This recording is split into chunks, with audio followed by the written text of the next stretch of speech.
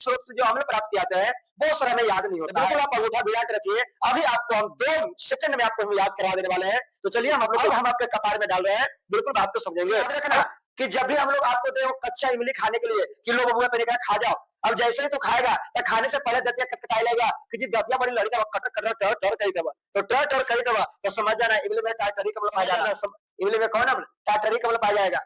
Gas टरटराई लगे कटकटाई लगे तो समझ जाना इमली में पाया जाता है। और जैसे ही टमाटर की बात करेंगे तो हमने आपको वो पक्का हुआ टमाटर दिया, जैसे ही तो खाने के लिए देखा तो देख रहा है कि उसमें जो है बहुत सारे जितने भी उसके अंदर के बिल था सब घोराइल है, सब एक जगह एकदम मट्ठा दही होल है।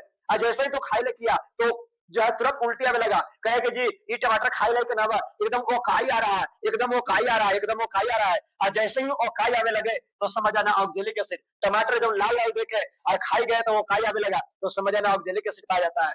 और यदि संतरा नींबू की बात करें, संतरा की या नींबू की बात करें, संतरा या नींबू की बात करें तो जब खाने से पहले जो है देह करके नहीं लगता है तो कहना कि जी सिट्रिक अम्ल पाया जाता है। और जैसे ही चींटी की बात करें तो देखने में हाथी चुका रहता है, लेकिन जैसे ही डंक मार देता है तो कुछ देरी के लिए हमारा माइंड मस्तिष्क एकदम खराब कर देता है।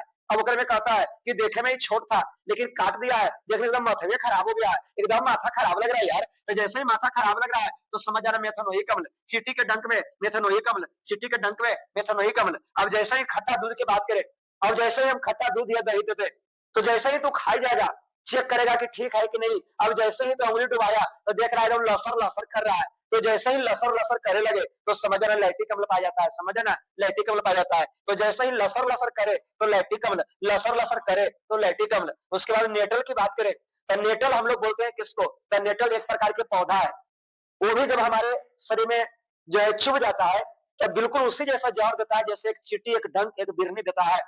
तो जैसे ही चींटी के डंक का जहर होता है वैसे ही वो हमारा पौधा भी जहर देता है जब हमारे पैर में शरीर में कहीं पर चुभ जाता है तब। तो ओकरो में कहेगा कि सर देखे में पौधा लो लेकिन जखनी से पैरों में चुभ गया एकदम माथा खराब कर ले, जखनी से चुभ गया एकदम माथा खराब कर ले, जखनी से चुभ गया माथा खराब कर ले। मतलब नेटल के डंक में मेथनोइक अम्ल, नेटल के डंक में मेथनोइक अम्ल।